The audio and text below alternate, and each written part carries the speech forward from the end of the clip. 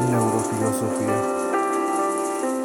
En vacuidad y espaciedad de los términos neurología y filosofía, y psicoanálisis y filosofía, resultaría una psicosofía en compadecencia de la sin filosofía o sin poesía.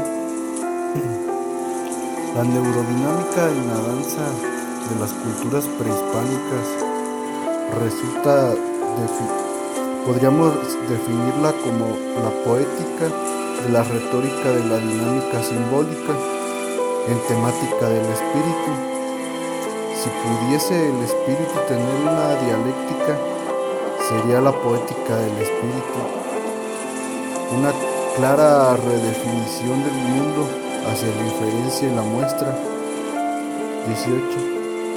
La definición de un párrafo o enunciado en función de las premisas y conclusiones resulta en la actualidad indispensable para una comprensión de los textos en filosofía y evitar la mala interpretación. Mas, sin embargo, creo que se trata la ilustración en el renacimiento del espíritu y la identificación del espíritu con la pintura y la religiosidad, y por parte de hacer un enunciado del romanticismo alemán como fórmula y síntesis, en su plantación sería enunciado y definición. ¿Cómo sería entonces ahora terminar el párrafo retrayendo el siguiente enunciado? Un concepto se reestructura en significado de ontónimo para redefinir en enunciado y reclasificar los términos, darle categoría al concepto o una heurística del significado etimológico y morfológico, de la forma, de la lógica y de la superficie del poema. 17. La Gaia Ciencia sería una neuropoesía de los paradigmas inmunológicos y neurológicos. Título del presente texto comprendido en subtítulos, microtítulos y macrotítulos. Neurofilosofía y neuropoesía. En un allanamiento de conceptos se repartiría el espacio, por así decirlo, el espacio y el tiempo usados por dos conceptos y significados a la vez. De objetos, no lo dudo. La abstracción y la intuición son valores divinos que deducen lo maquiavélico y sublimizado. Es claro que Federico ha sido comprendido hasta el agobio. Hace falta entenderlo, al menos algunos cuantos que se quedaron con Heidegger o Deleuze en incomprensión. 20. La división de los conceptos parte de la separación de los sumerios y el nacimiento del cristianismo y la idea de pecado. Lo simbólico en una inferencia grotesca y un caótico significado de la dualidad emparejada del símbolo. Muchos tienen la creencia que el ateísmo proviene del occidente con más fuerza que de la cultura del oriente, o el hinduismo o budismo, mas sin embargo es falso. El oriental reordenamiento de un maometismo y la filosofía de Krishna semejan parteaguas de un budismo radical y totalitario, un escepticismo radical en la cultura, y en occidente de un Diógenes como lo dionisiaco y el inicio de la filosofía alejándose del mimetismo, una imitación de la obra de arte, o imitación de la mitología o misterio. Claro que se maneja como ciencia en los diálogos o como verdad del ser y no ser. Pareciera un simple juego de palabras, pero no lo es, exclama Agustín, el gran Agustín. 21. Como uno de los subtítulos en orden se encuentra la crítica como obra de arte y como macrotítulo la crítica de críticas, y en los submicrotítulos y microtemas filosofar en la retórica, y como un microsistema las 9 semánticas por 3 en división La redefinición de la filosofía y su muerte, la función social de la filosofía y la discusión y crítica públicas en una dinámica de la retórica de la dialéctica. La relación del tema y el inconsciente, la erótica en inferencia de términos psicoanalíticos y como macroexposición de tema, del lema y la realidad del inconsciente colectivo, la pulsión como reacción y como culminación en relieve encima, la hermenéutica y fenomenología, formas de gobierno. La crítica es potencia, la sustentabilidad exacta en términos aristotélicos y sobre todo de Hegel. Filosofar a martillazos es criticar en potencia y acto o verbo. El poder de la palabra, la hermenéutica sería la potencia y fuerza del espíritu para contemplar la santidad y el alejamiento de la realidad actual de la cultura, solo que de una forma hermosa y humilde y de no un exceso de ser reconocidos por su fusilamiento, ser recordado en estéticas canonizadas. 22. Una inferencia estadística y categórica en lugar de un imperativo categórico de Kant. Una intuición de la ética sería la duda fenomenológica más descortés para la burguesía, lo cual me da gusto, un buen gusto. 23. Algo de lo más interesante e importante es lo que afirmo, y que no se tiene ningún argumento lógico o irracional para contradecirse lo que digo. En referencia a el arte como religión y postura media, salvación de la segregación. Cristo dijo: venid a mí los que se encuentren hambrientos y sedientos. El simbolista, con obvio respeto, se refería a los pobres de espíritu. La curiosidad del alma genera la pobreza espiritual y la bienaventuranza. Un estado del corazón, término dado por el filólogo en el Anticristo. Una superación de la evolución al estado de trascendentalismo, término dado en la misma obra del Anticristo. Introducidos en contexto, se estaría invocando la unión del vocabulario en una heurística.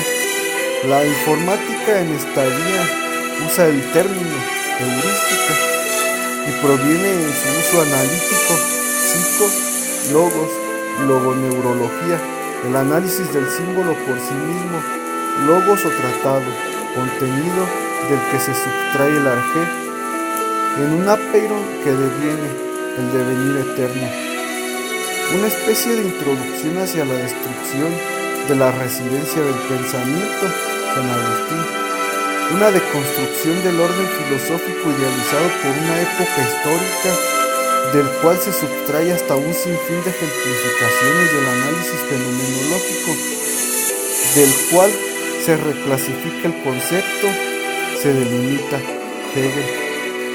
Y en una dinámica del símbolo, lo antónimo y sinónimo, los contrarios de Søren Kierkegaard, el sinónimo de muchas veces resulta más contrario que el antónimo.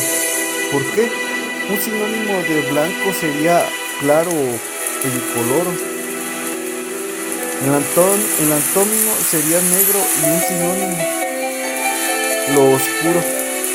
Mas sin embargo, si de un orden negro, oscuro, incoloro y blanco, obviamente lo incoloro es lo sin color o carente de tonalidad.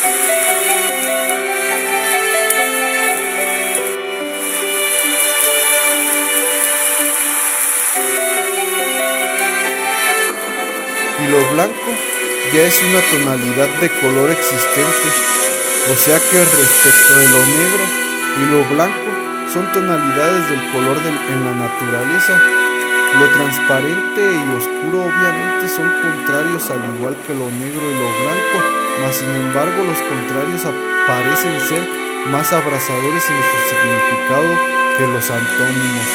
¿Serían sinónimos los contrarios y no los antónimos? 26. He ahí la cuestión. Para mí, los contrarios se delimitan como decía Kierkegaard, mas sin embargo, para mí un contrario es un sinónimo. Si dijéramos que un sinónimo de movimiento sería actividad y un antónimo sería reposo e inactividad, el movimiento se delimita con la actividad de la potencia del movimiento. La fuerza y los antónimos se vuelven sinónimos en sí por ellos solos. Reposo e inactividad se delimitan y se definen ellos mismos en un no ser. Cesar o cesamiento de la actividad automotora del apeiron de cada quien. El alma. 27. Una de las paradojas más vueltas es lo falso y verdadero de la retórica de Aristóteles, la razón pura, si A es B, A no es C. Un francés nos oyó eso, lo falso y verdadero del colaborador de Einstein. Cuando afirmas lo verdadero se vuelve falso, y cuando afirmas nuevamente lo falso se vuelve verdad, y si se afirma la verdad se transmute en falsedad. Ahora la temática de 4 en 2 resulta en 6, verdadero y afirmación, falso y negación. Si se niega lo falso se vuelve una certeza y una verdad. Si se niega una afirmación y una certeza, se vuelve una verdad de lo falso. Mas si una afirmación de lo verdadero y lo certero se vuelve una afirmación y una doble certeza, y si existe una negación de lo falso y la negación, se tiene reafirmación de lo falso y se vuelve una verdad doble de lo que no es. Y se le da nombre y número, dice Epicteto. Si la reafirmación de lo falso es verdadero, se tendría que negar nuevamente la verdad para llegar a una nueva certeza del no ser. Conclusiones. 20. C. Contemplación, intuición y percepción son las temáticas últimas y certeras, verdaderas y unívocas, que en cualquier momento de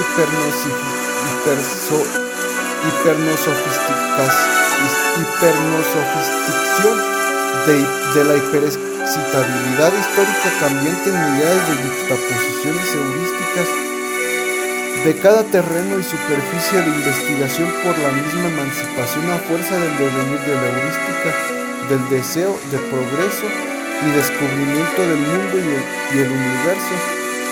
Este es el lema del tercer capítulo, y por eso no me cabe la menor duda de llamar a este libro La heurística del deseo. ¡Qué hermoso! ¡Qué belleza tan caótica! Que el ropaje de un vagabundo pueda ser bella y la de un burgués indignante narcisista sea un ocultar la fealdad de la belleza de la desnudez de Adán y Eva. El conocimiento se hizo tan débil que se convirtió en hipocresía de la ropa que lo viste de belleza para ocultar su caótica estética de la realidad de un ser humano hijo del caos y bestia de sí mismo. El 666, el número del hombre, decía Nikola Tesla susurrando. La guerra la madre de la creación. En la nueva era la necesidad lo es, pero la necesidad individual de cambiar un mundo de industria y monopolios que dominan y fustigan la fuerza de trabajo hasta el agobio y la humillación, la separación de bienes celosamente guardada por una minoría en un régimen sistemático de supuesto funcionamiento de perfección, de progreso y de valores y solidaridad, cuando en verdad el resultado es totalmente una contrariedad, un sinsentido nietzscheano, un nihilismo grotesco y criticable hasta el fusilamiento y cesamiento de ideologías cambiantes en imagen aparente de metamorfosis social, un fustigamiento del exceso de capital en las minorías, una pobreza extrema de las mayorías y un narcogobierno defendiendo su riqueza con guerra aparente militarizada, poniendo su mismo producto en una ley legal y fingiendo su mismo combate táctico combate de ascenso de A y descenso a la par de B. El muestreo sería C, la C y la razón pura de una represión desde el inicio, sexual desde el inicio, de los lugares de control y gestión de yuxtapuesta de los lugares comunes de tradición, de comportamientos inconscientes. Un no darnos cuenta de lo que hacemos hasta que lo hacemos.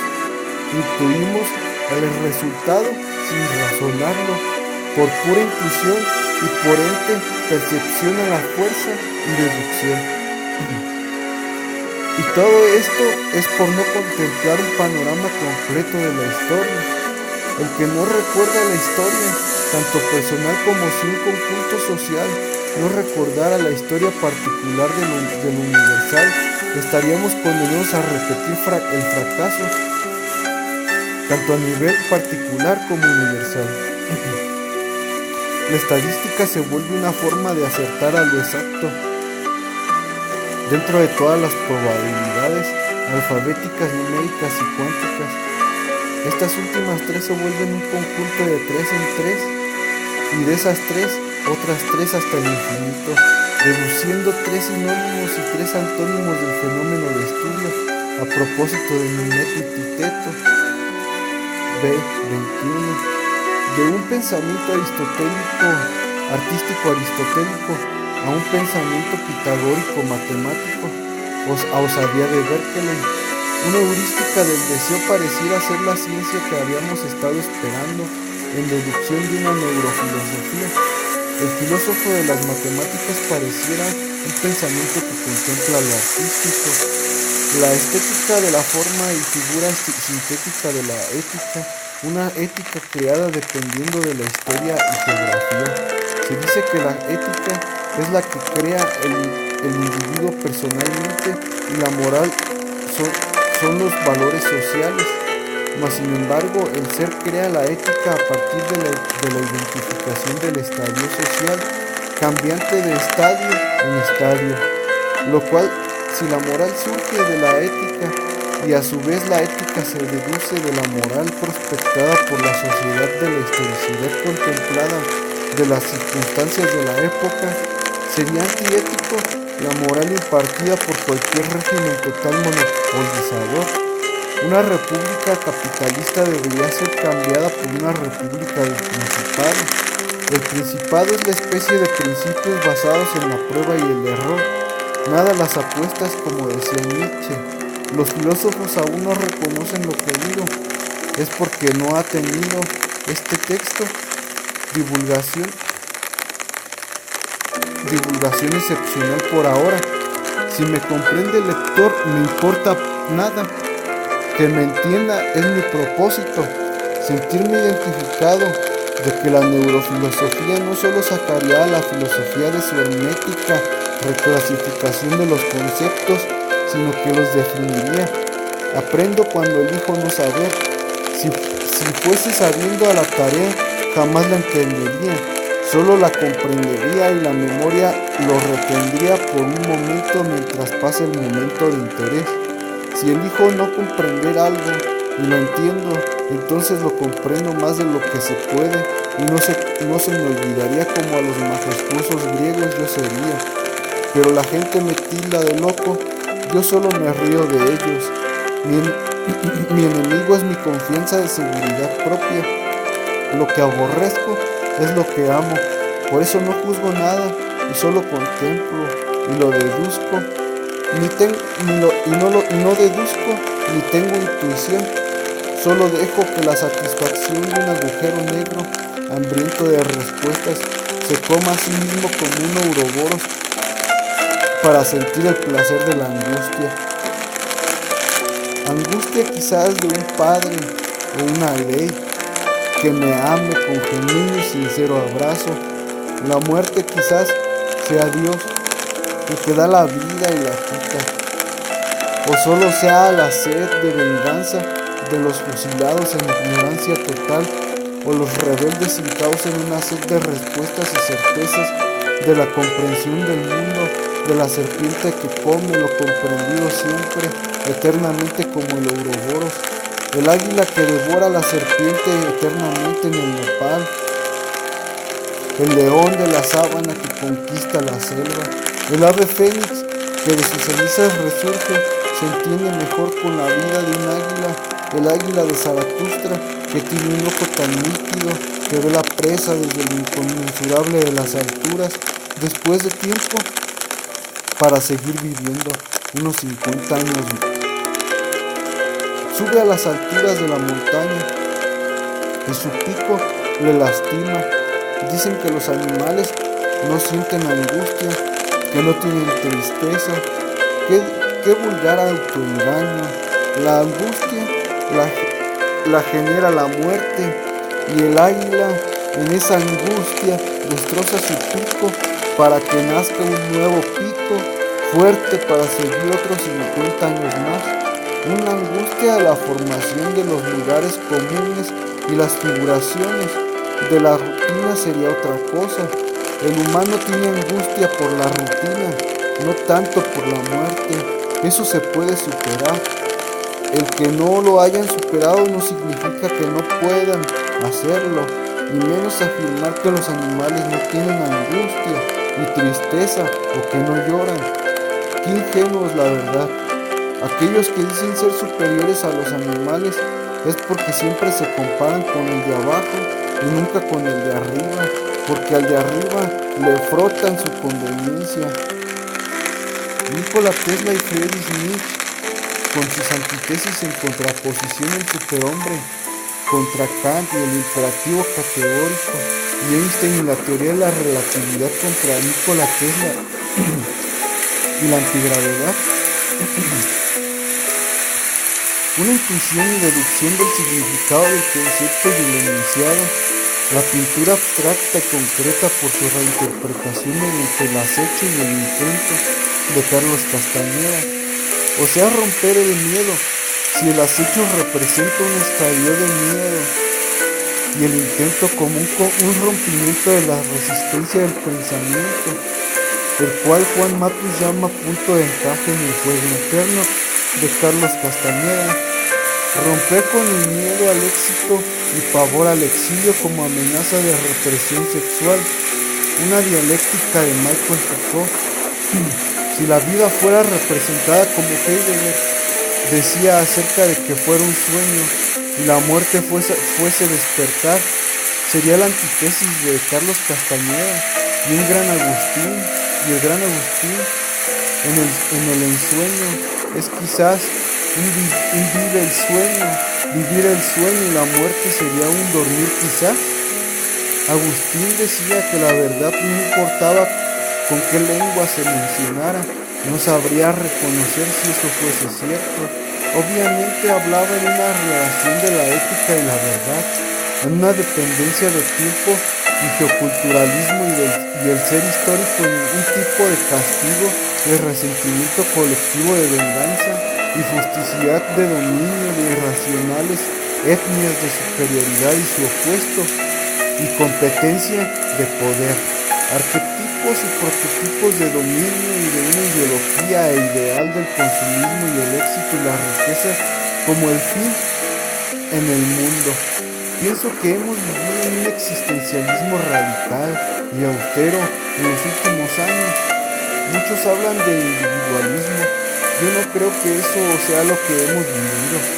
En la actualidad se ha quitado el velo de la ciencia del mito.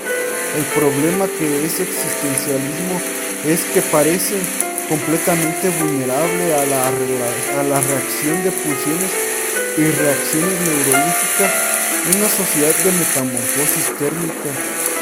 Realmente ni siquiera se necesitan líderes en la sociedad. Creo que se necesita tolerancia y honestidad, un interés sociopolítico del país. Pienso que los presidentes no son tontos, se hacen. La burra no era arisca, la hicieron. A propósito de un tema de otra investigación que hago, añado demasiada semejanza de relación del albur con el inconsciente y la relación también con el lema y el deseo. El ser ápero En su contexto podría definirse como el ser inteligible y a la capacidad de abstracción del devenir eterno, un eterno retorno de un salto cuántico imparable, o sea, heterónomo, término dado por Susan Sontag.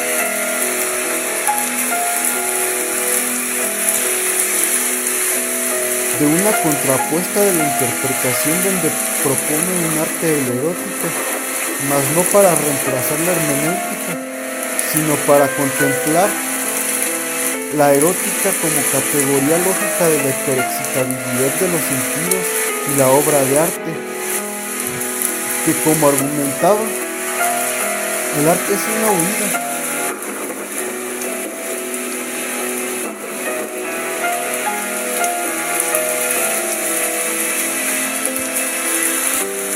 El arte es una huida a la interpretación, o una huida a lo definido, a una delimitación constante de lo concreto y una abstracción de los múltiples significados que pueda tomar ya no tanto el concepto, no me refiero a su abandono, sino a que el concepto está siendo abarcado por la ilustración. Recuerdo muy bien el Museo de Arte Moderno en el distrito. Comencé de salida con una compañera que había sido más bien identificado, que me había sentido más identificado con una pintura o con las obras expuestas que con una identificación personal con alguien más. Pienso y deduzco en un criterio personal que el arte es la religión construida en un inconsciente colectivo. Claro está que todo es así, solo que todo lo hacemos con un fin práctico y útil. No creo que tengamos que hablar excesivamente de un inutilitarismo, de hecho ni siquiera de forma esporádica. Al día de hoy no nos resultaría nada ilógico lo irracional y lo irreal, o el ilusionista de Deleuze en conmutación de un hombre de razón irracional, términos de Luis Villoro. En una contrapuesta de una existencia de crudeza y fustigamiento de culpable y víctima, la justicia y la injusticia. Si se habla de justicia es porque una persona percibe un mundo injusto, un ojo que distorsiona todo, decía Nietzsche.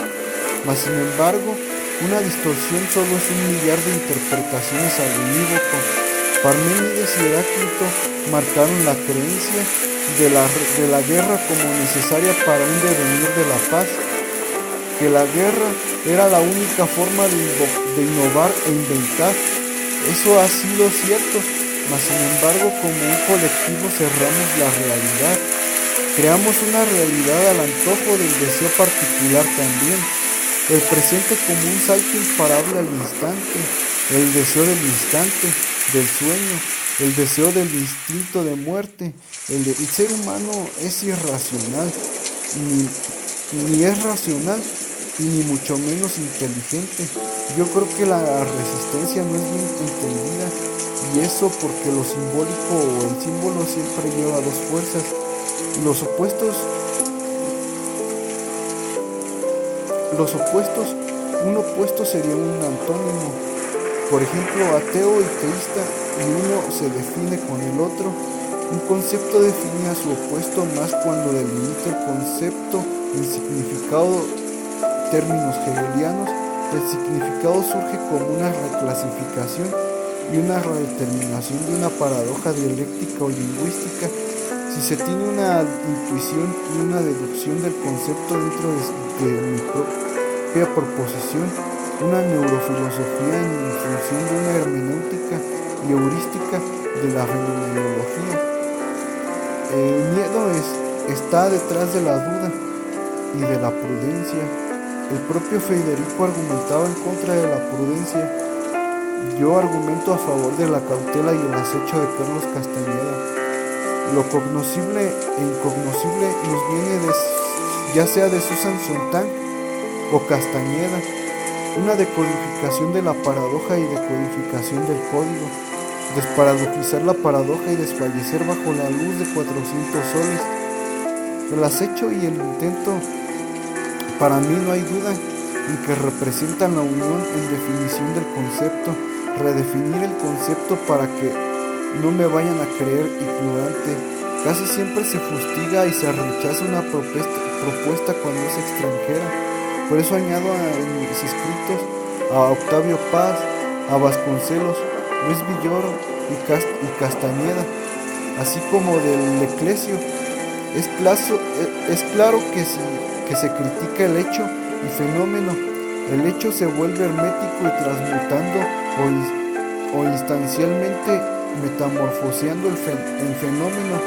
La forma más fácil de ser inentendido es el uso de un lenguaje antiguo a propósito de Deleuze y su actualización del concepto. Pienso que quizás redefinir el concepto no es un quizás, eso es lo que hacer se debiese continuar por obviedad. Una de las mejores cosas que te da la vida para unificar en un solo acto y concepto, en no síntesis, enunciado, lo más valioso que te da la vida es eso que nadie te enseña. Yo quiero algo sencillo, un poema, una estrofa que cante o que sea aquello que guardas entre mentiras y tras hacerlo difícil y haber explicado con paradojas. No sé nada yo no sé nada, solo sé que lo más valioso en la vida es eso que nadie te enseña y que el alma nunca se empeña. Solo quiero algo sencillo como cenizas y polvo, quiero ser como polvo de estrella a renacer. Un poema o una estrofa, no importa que sea sencilla, solo que no imparta nada que sean conspiraciones, sino un saber bello y caótico, pero sin opio de iglesia y dogma y ciencia. Que sea poesía, que sea enunciado, que sea ya no el significado ni signo. Hay que definirlo, hay que limitarlo. Démosle forma, démosle razón a la vida, diciendo como Heidegger y el ser para la muerte y para el mundo. Démosle enigma como Sartre, a la vida démosle enigma trágico y el ser arrojado al mundo y hacerse responsable. Ya no, nosotros nos arrojamos al mundo, nosotros creamos las apariencias, los deberes, las reglas, la ética, conspiramos contra nosotros. Ya una contrapuesta sería hacer real al concepto, no delimitarlo como Hegel, a limitarlo y definirlo, no a darle un nuevo límite, a delinear su limitante, que es de que se limita con su sinónimo y su antónimo, en la dualidad como de aquel Kierkegaard, pero con un sinónimo y antónimos. Lo bueno y lo malo ya no existen. Ese lo definiría en un enunciado y con técnica, no con tecnicismo. Lo bueno y lo malo lo fueron en algún tiempo como el mito. Luego le dan conspiración. Que el enigma trágico les traigo en esta era será la vida. La vida, el enigma trágico, que la esencia ya no precede a la existencia, nuevamente la existencia precede a la esencia. La esencia es moldeada, es el ser y el no ser es ser, el elegir la nada donde el hombre se moldea individual en el mundo, no el ser para el mundo, no ser en el mundo, tampoco ser arrojado, no ser para la muerte, ni que la muerte sea nuestro enigma. El enigma la vida, que el mundo sea para nosotros, para el ser, que el no ser también sea el ser, el no ser para el mundo, el ser para el ser. Como conclusiones fuera de una pradera o escenario y dentro de los parajes actuales, un paraje es el término de una paradoja inmunológica dentro por el cual se transforma en un cambio del significado de la ética y los valores morales se replantean en la espontaneidad y quizás una prematura del inconsciente colectivo por proponer una solución radical de las formas de gobierno y de la represión sexual como una forma de control del ideal de pecado, idea de moral, sucesora a esta en espacio cultural y geográfico, el ideal de ética. La causa y efecto es demasiado similar a una idea de pecado, lo que siembras cosechas. Mediante hondadas investigaciones he logrado verificar que la ética es la principal causa de hipocresía. La idea de una sexualidad reprimida no es solo una teoría, decía Michael Foucault, y en una historicidad se presenta con mayor justicidad en la época de la burguesía hipócrita, siendo que se fustiga dentro de un vigilar y castigar la norma ética. La cuestión que ética y sexualidad son un complemento de existencia de la regulación del inconsciente, y por eso están tan relacionados. Tratase de una represión del sexo y una represión del orgasmo, del placer, que se vuelve acaso un displacer del goce de lo real. ¿Cuál realidad? ¿O la realidad de quién? ¿O qué civilización histórica?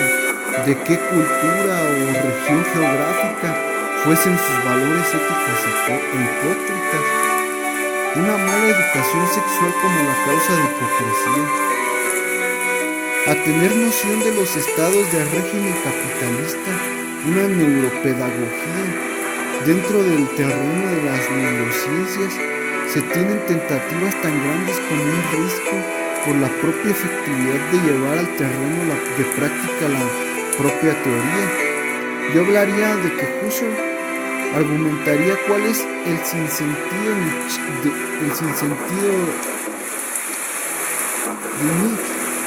la hipocresía de la burguesía, un no saber de sí, no ser en sí, y una elección del ser o no ser. Pongo esos dos postulados dentro de las conclusiones. Las culturas como sociedades en decantación y condensación del estadio, la norma moral, en un inconsciente colectivo de la condensación a la decantación, y el estadio como inconsciente individual en decantación hacia la condensación, un estado de gestación de lo sólido en estadio. Planteo que es necesario hacer dos tipos de semánticas de la psique, 2 de 3, una para el inconsciente colectivo y otra para el particular. Para el inconsciente particular, A, lo decodificado, B, lo codificado y C, lo irracional. Y para la semántica del inconsciente colectivo, lo sensitivo o neurológico, lo inteligible y lo indeterminado. Y como una secuela de las anteriores en conmutación, decodificado entre inteligible, código entre sentido, lo cognoscible. C 1.2, lo codificado entre indeterminado, un mito entre lo mitificado es igual a incognoscible, código es igual a codificado, mito es igual a símbolo, imaginario es igual a imagen y lo real es igual a tiempo o cambio.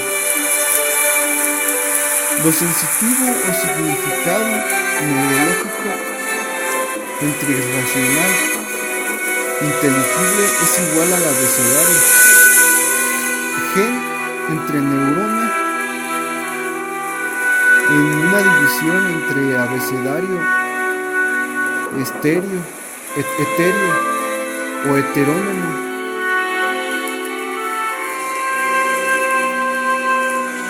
Número entre concepto es igual a lenguaje o retórica. Número, concepto y éter. El espíritu fenomenológico de Hegel, potencia y acto igual a voluntad de poder, libre albedrío. no me gusta la esperanza porque es sinónimo de engaño. No me gusta la reflexión porque es poner en prioridad lo fácil e inmediato. Me suben el podio, estadio de ideal y de valores. ¿La bondad para qué? Si lo bondadoso y la compasión es siempre como un instinto con el que se creen hacer el bien en la populacha y por encima del otro sentirse como forma ejemplar de superioridad o ética, los arquetipos. Por lo tanto, los valores no te obligan a tomarlo las formas multidisciplinarias, ni el estadio o el sujeto supuesto saber. Creo que es cuestión de tener la voluntad de poder para cambiar tu realidad y ver que los valores sociales en sus significados son de valor igual a cero. Sin engañarnos, el gobierno de la República Mexicana es más un virreinato de una minoría. Estamos en un momento o estadio de introducción a la novedad, y sin duda la novedad no ha sido del hombre algo que llegue así a la pura y vana y mediocre reflexión. Es un detenimiento y un impedir el progreso por la misma rigidez del instituto, donde de sus reglas no se sale, o al menos el que está domesticado no puede pensar en una ley de la selva, en leyes irreales y de un avanzar lento y de poca confianza. Sobre las palabras estadio y no estadio.